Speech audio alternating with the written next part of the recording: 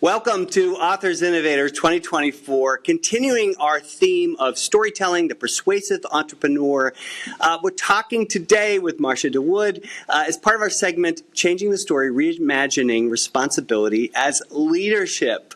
Marcia is a prolific investor, the former chair of the Angel Capital Association. She serves on the SEC's Small Business Capital Formation Advisory Committee. She's a member of the legendary angel investor group Golden Seeds and a venture partner with Mindshift Capital. She's also doing her own podcast, as if that isn't enough, The Angel Next Door. Her new book, Do Good While Doing Well, is just out, and she wants all of us to invest for change, reap financial rewards, and increase our happiness. Marcia, welcome. Tell us a bit more about you and why this book now. Yeah, sure. So in 2012, I was invited to an angel investing meeting, and I remember saying, "What is angel investing? I have no idea what you're talking about." And I was so fascinated at the innovation that was happening right in my own backyard. And I was living in Pittsburgh, Pennsylvania at the time, and I just thought, wow, this is something I really am interested in. I can put my money and my time to work in a totally different way. And so I started to get involved. And over the years, I just found that so many people think that this is for the rich, the well-connected. There's lots of myths out there. You have to have a private plane, all of these things. That's absolutely not true.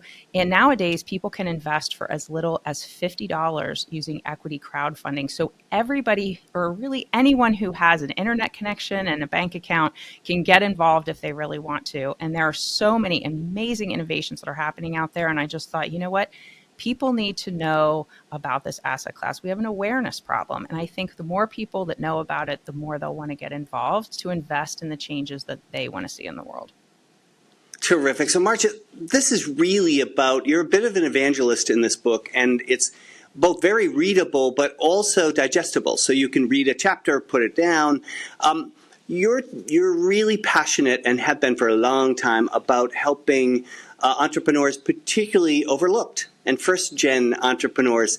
Talk about your experience there and why this new kind of investing strategy makes sense for them. Yeah, so I mean, the amount of funding that goes to underrepresented founders, and that would be women, people of color, disabled, lots of different categories there. But those people just do not get nearly the amount of funding that people would think. I mean, women, for example, 50% of the population only get about 2 to 3% of venture capital funding. It is a little bit better on the angel side. But still, they have amazing innovations. They're working on things that are specific to that particular group of people. And so the money, it just isn't there. And I'm watching over and over again how these companies are getting started and then they just cannot continue because they don't have adequate funding and the right support. I liked also your focus on helping investors understand that you can be part of the change, particularly in communities that you don't typically think of as investor hubs. So we think of Boston, Austin, New York, Palo Alto, but you're telling folks this is great for people who might want to help a company flourish in North Carolina, for example, or Florida, or Kansas City. Can you talk a bit about that? I don't want to give too much of the book away, but talk a bit about that and how those investors aren't helpless. They can invest in their communities. Yes, there is innovation happening in every city, in every town. And most places do have some type of a startup. We call it an ecosystem. So maybe there are pitch events or different organized events or groups that would get together and be able to support these entrepreneurs. So these are, you mentioned Florida, for example. South Florida is flourishing with entrepreneurship. And so there's a lot that's going on. And all you would really need to do is simply do a search, an online search of what is going on near me, startups near me type thing. And you will find events and you can go meet people and really just slowly get started. Marcia, if I'm an investor, angel investors are different than typical investors. As a securities lawyer, we always advise folks to have, quote, accredited investors, high net worth individuals who are investors who can fend for themselves and assume the risk of investing in a startup. You're telling folks at really every stage, you don't have to be a fat cat to invest, but you should be careful. Talk a bit about that. You have some cautions in the book that you want to share with people, not to just jump in and mortgage everything that they have for this. But talk a bit about how someone who isn't, quote, an angel investor, isn't Jeff Bezos or Bill Gates or Rihanna, and have that kind of money to just put into companies.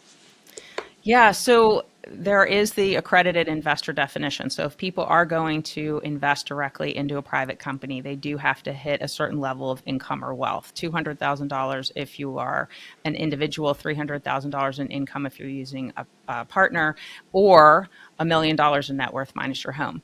So that would be for a very traditional private investment. But because there are now a lot of different ways that people can invest, equity crowdfunding, debt crowdfunding, using philanthropic dollars in order to invest in a for-profit company, that you do not have to have that accreditation status.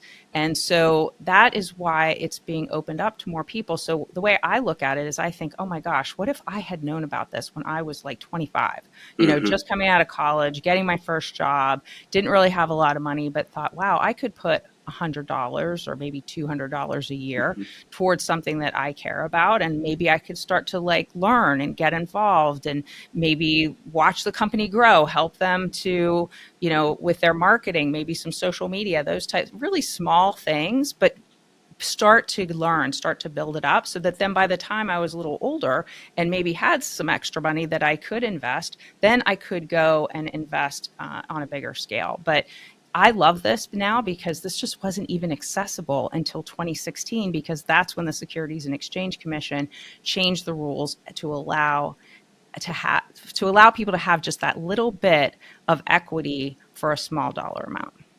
And more probably more successful than maybe a scratch ticket, because you're also learning. You're learning the jargon. You're learning about financial statements. It also struck me that you will want founders of startups to read this, because you're giving them a taste of what it is to seek investment and the stories that they have to tell. So we're talking about the persuasive entrepreneur. That kind of storytelling is important for the perspective of an investor or a director, of which, and you've sat in both of those seats.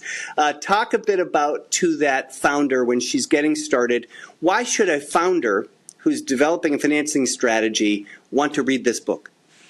Well, first of all, I believe it's a little bit of a behind the curtain look. So for an entrepreneur, if you really want to get into the mindset of an investor, that's the mindset kind of journey I was trying to show. This is how I was thinking about things, and this is what I wish I knew back then. So I have a whole section in there on finding your halo strategy, because I know when I first started, I was like, squirrel. I thought everything was great. I thought every founder was amazing, and I wanted to invest in all of them. And they all are amazing in some way, shape, or form. But you have to come up with your own strategy and figure out early on how much money you're going to put toward this asset class. At the Angel Capital Association, we tell people, look, this is a risky asset class. We say 5 to 10% of your investable assets at maximum. You don't want to, like you said before, mortgage your house or anything crazy. Don't use your kids' college fund or anything like that. Don't want to do that, right?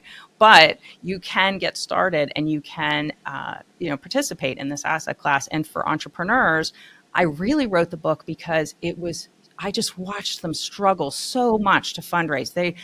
Oh wait, do we have to go to this angel group again? And but this group said no, and it is so muddy to try to navigate. So I thought, wow, if I could write a book and then the entrepreneur could find somebody, especially if it's at the very early stages when they're talking to friends and family, and the friends and family are interested, but they're like, I don't know anything about this. How would I do this? Then they can just hand them the book, read this book, and then come back and you can invest in it. You've heard a lot of stories as both a director, as an investor, as really an active entrepreneurial coach. You've heard it on the podcast.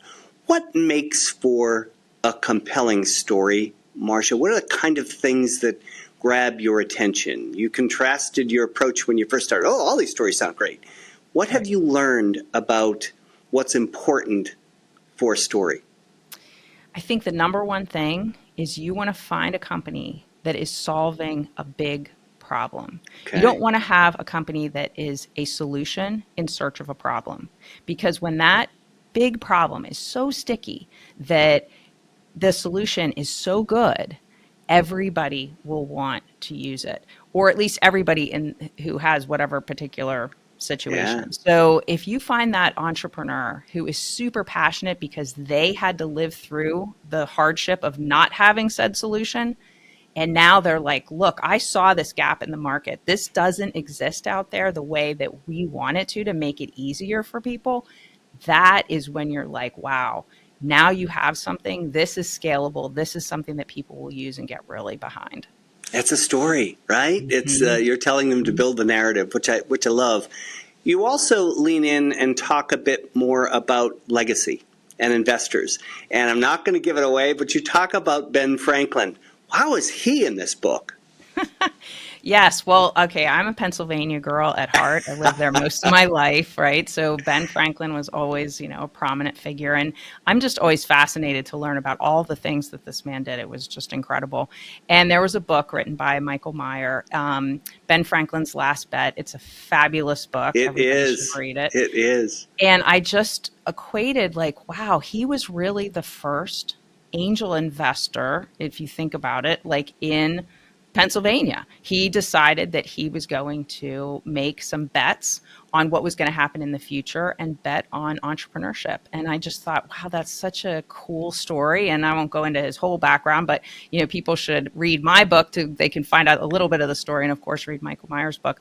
But it is fascinating to think that even back in the late 1700s, we were still we were already into the whole, entrepreneurship and what we could do in order to pay it forward. I love that you cited that, and you gave a great intro. I pointed out as we started that we covered that wonderful book for authors and innovators a couple years back. So folks who want to read that or a review of that, but also an interview with the author, can go to authorsinnovators.org. It's clear, Marcia, that you're spending a lot of time thinking, reading. What are you reading these days? What are you watching? What are you thinking about? In addition to this terrific book, what do you want people to read based on what you're seeing these days? Yeah, I'm always interested in keeping up with what's happening in this ecosystem, especially related to helping women and people of color. And lately, we have been getting some really amazing data about the returns that these types of entrepreneurs are getting, because they have to be scrappier. They have to be Right. smarter with their money. So they're actually able to get more revenue with less capital. And that's the story that we really need to tell. I don't want to keep talking about how women don't get enough and people of color don't get enough, blah, blah. They don't. Okay. But if we keep telling that story, it's just like, oh, woe is me, boo-hoo. But how about we start to talk about all the data that's coming out saying, hey, these companies are profitable, they're doing good, they are making a difference, and they're getting returns for their investors. So important. How can folks learn about the Angel Next Door podcast, Marcia? Where can we learn more? Where can we listen for more? You can listen in every single way that people listen to podcasts, Apple, Spotify. And I now have started to put all of the videos on YouTube. I've been told you got to be on YouTube. So here we are. We're on YouTube now. Outstanding. The book is Do Good While Doing Well, Investing for Change, Reaping Financial Rewards, and Increasing Your Happiness. Marcia, thank you so much. We'll hope that folks who are listening to us and participating in Authors and Innovators will get this. It's a great read. Thank you so much for having me, Larry.